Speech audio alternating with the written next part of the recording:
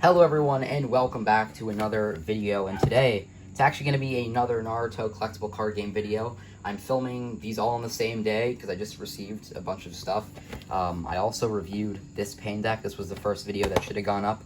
Not sure when or how I'm going to be uploading these, but I'm uploading these just because, you know, not many people still do videos on this, and I wanted to do videos, and also because I started playing this a little over a month ago and it's an extremely fun game.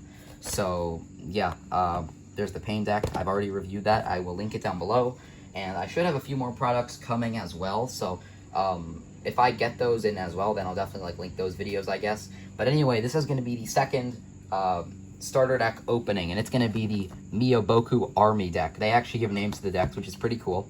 Now, as stated in the pain deck video, this deck and that deck were released together. They were the final set of decks released for the Naruto card game, released for set 27, which was Heroes Ascension, and they're both pretty good. You know, if you want to build the Toe deck, you should at least get one copy of this, and if you want to build a Pain deck, you should at least get one copy of that other one, just because there are so many staple cards in each of them. On the back, you can see the special foil card, which is the Sage Mode Naruto. You actually get this paper mat thing on the side. Same picture. Here's Ascension right there. And yeah, you got the little lightning symbol on the top. And bam, oh my gosh, that looks so good. I'm gonna move this over to the side just because I don't need it right now. So we get a little Storm 3 advertisement. The game manual, of course, for Heroes Ascension. I believe these actually only came in the starter decks, so this was the final game manual to be released printed in a product, which is pretty cool. There's a chance that they released another one for Ninja Storm 3, but yeah. Alright, so that just fell open, but we have the little turn marker thing. I'm not going to unfold all of this. You can kind of see a bit of Naruto's Sage jacket there, but you saw it on the back of the package. But the main focus here is this, and wow, that Naruto looks so good. It's really a shame that he's kind of outclassed by the other Sage Naruto, which is the Reinforcement Naruto. That deck opened up far easier than the Pain one. This little plastic strap or whatever was really tight on the Pain deck, so I'm glad that that one came off a little easier. But let's actually take a look at this Naruto. Oh my goodness, it looks so good. He is a turn 7, hand cost 1, 7-3-8-2, so of course he follows the trend of being more powerful when he's injured. He's got Senjutsu and Flashpoint. I actually didn't know that he had Flashpoint. I mean, technically I've seen this card before, but I just kind of forgot about that. But when he's put into play, you can change the power of 3 ninjas to 0-0 and have their effect text negated. That is really, really strong. And unless your opponent has a negate to that, I forgot the Dehydration, or there's some other card that I totally forgot that can counter this, but unless they have a negate to that, you could potentially swing the game with this card, and that's really great. So that's awesome.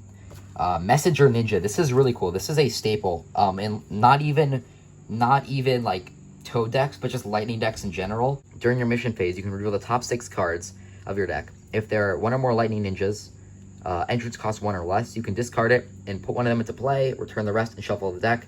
If not, shuffle the revealed cards into your deck. So basically what this does is it thins out your deck a little bit, and it kind of searches for the cards that you actually want to be putting into play. 2 copies of Gamma Tatsu. I actually think I have another copy of this. This is a reprint, set 27. It reduces the entrance cost of your Ninja Toads, which is pretty good. Next up, we have Gamma, which is another staple. Again, not just in Toad decks, but he is a turn 0 with 4-0-0-0, which is pretty great stats. We have Konohamaru. I don't know how good this card is. At the end of your turn, if you have 8 or more chakra, you can draw a card. Yeah, this isn't that very good because it's a turn 0, so not very good. 4th Hokage, only 1 copy of 4th Hokage. Hold up. Alright, they're not stuck together.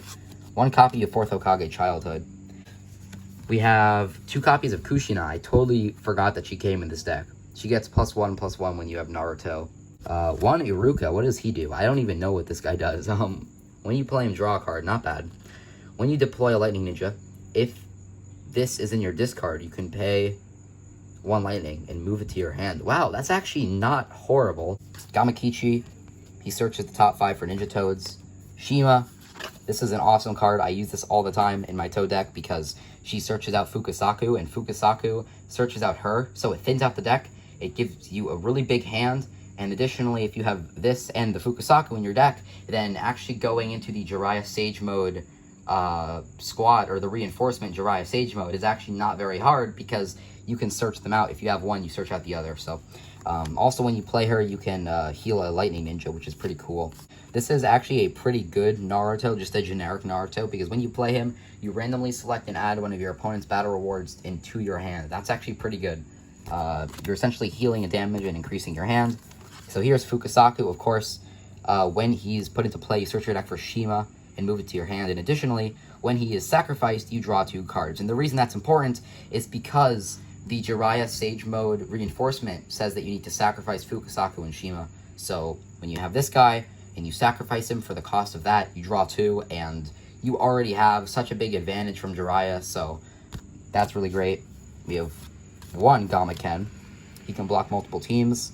And this scene where Gamaken and Jiraiya were fighting Pain, that was just one of the best battles in the whole series, hands down. Gama Hero, he is beefy. He's a 5'1", 8'2", but if you don't have any other oil ninjas, you can't play him. So that's the thing. We got Jiraiya. I don't even know what this guy does. When you control 2 or more ninjas with Senjutsu, this ninja gains +3/+3 and gains Senjutsu and Ninja Toad. That's interesting. Ooh, he's actually a starter deck exclusive. That's cool. No wonder I haven't seen it before. Jutsu time. I think that this is where the deck really shines. We get Summoning Jutsu. Ooh, yes. All right, 2 copies. That is awesome because I actually already have 1 copy of this. So basically, this allows you to search out Ninja Toads and place them into your teams, which is really awesome. During the EOJ, we have Collaboration Ninjutsu Wind Style Toad Flame Bombs. Cost 3 or 4 of anything. You need Ninja Toad to play. Target a ninja opposing the user and injure it. And then give 1, if you have wind or fire, you can give 1 damage to every ninja in the target's team. I don't know how I feel about that. This is a good card, though. All right, nice. We get 2 copies. I actually only needed 2, so this is great. This is an amazing card. You need Ninja Toad to play. You target a ninja opposing the user, and the target becomes standby. And then if you have wind in your team, you give 1 damage to the target. That is just amazing. This is a really good card. This is actually just kind of like a lightning staple because you target a jutsu and negate it for 2, which is pretty standard, or 3 of anything. And if you have Ninja Toads in your team, the user gets +2/+2, which is not bad. Like, it's not amazing, but it's still pretty good. Ascension Shuriken, this is a, I'm not going to say a staple, but this is another starter deck card. And it's actually not bad because you need Naruto with an entrance cost of 3. You target a ninja and discard it. But if you have Senjutsu, you discard 1 ninja. So you can even discard a ninja that they didn't attack with or block with, and that's really great. We have Eyes of the Sage, 2 copies, +3/+3 for Senjutsu or Ninja Toad. So missions: succeeded with a fire. If you have only Leaf Ninjas and you have 3 or less cards, draw until you have 4 or more. That's not very good. Toad Sage, this is a staple. Basically, you draw 3 by returning a Toad to your deck. Sage Returns. Oh, only 1 copy. I need two more of these if I'm going to make my Sage deck, or my Toad deck. But you search for a Ninja Toad, you reveal it, add it to your hand, shuffle your deck. And then if you have a Senjutsu Ninja and the Ninja Toad has a lower entrance cost than your turn marker, you can put it into play. So again, you know, with Fukusaku and Shima especially, like, you can search those out and it's just amazing. Sage's Training Ground lets you search for Naruto. And then Exhaustive Battle says if you have no chakra at the end of your turn, you draw a card. It's okay. It has some uses, like the one Sasuke. There's a Sasuke that discards all your chakra, and you can use Exhaustive Battle with that. Again, this game is just, it's so fun. And especially, like, even like this Toad deck, you can make some small modifications to it, and it'll be a pretty good to go deck. Like, there are a ton of staples in here. I feel like if you actually get 2 copies of this deck and then you modify a few things like the Konohamaros and the Irukas kind of have to go.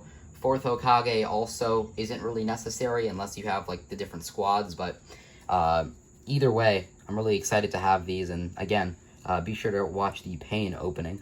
Thank you so much for watching, everyone. I'm the Detective, and I'll see you in the next one. Bye-bye.